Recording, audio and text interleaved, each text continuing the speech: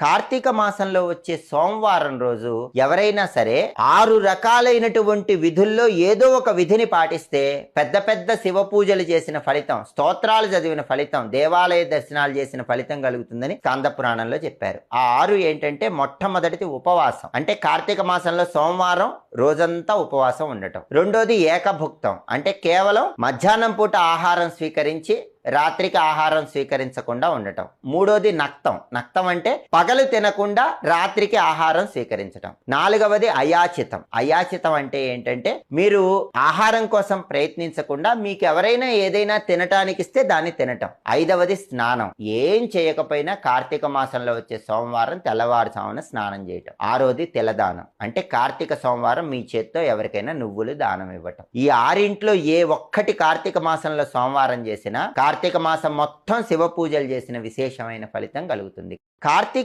కార్తీక మాసంలో వచ్చే సోమవారం రోజు ఎవరైనా సరే 6 రకాలైనటువంటి విధుల్లో ఏదో ఒక విధిని పాటిస్తే పెద్ద పెద్ద శివ పూజలు చేసిన ఫలితం, స్తోత్రాలు చదివిన ఫలితం, దేవాలయ దర్శనాలు చేసిన ఫలితం కలుగుతుందని స్కంద పురాణంలో చెప్పారు. ఆ 6 ఏంటంటే మొట్టమొదటిది ఉపవాసం, అంటే కార్తీక మాసంలో సోమవారం రోజంతా ఉపవాసం ఉండటం. రెండోది ఏకభుక్తం, అంటే కేవలం మధ్యాహ్నం పూట ఆహారం స్వీకరించి రాత్రికి ఆహారం స్వీకరించకుండా ఉండటం. మూడోది నక్తం, నక్తం అంటే పగలు తినకుండా రాత్రికి ఆహారం స్వీకరించటం. నాలుగవది అయాచితం, అయాచితం అంటే ఏంటంటే మీరు ఆహారం కోసం ప్రయత్నించకుండా మీకు ఎవరైనా ఏదైనా తినటానికి ఇస్తే దాన్ని తినటం. ఐదవది స్నానం, ఏం చేయకపోయినా కార్తీక మాసంలో వచ్చే సోమవారం తెల్లవారుజామున స్నానం చేయటం. ఆరోది తిలదానం, అంటే కార్తీక సోమవారం మీ చేత్తో ఎవరికైనా నువ్వులు దానం ఇవ్వటం. ఈ ఆరింట్లో ఏ ఒక్కటి కార్తీక మాసంలో సోమవారం చేసినా కార్తీక మాసం మొత్తం శివ పూజలు చేసిన విశేషమైన ఫలితం కలుగుతుంది. కార్తీక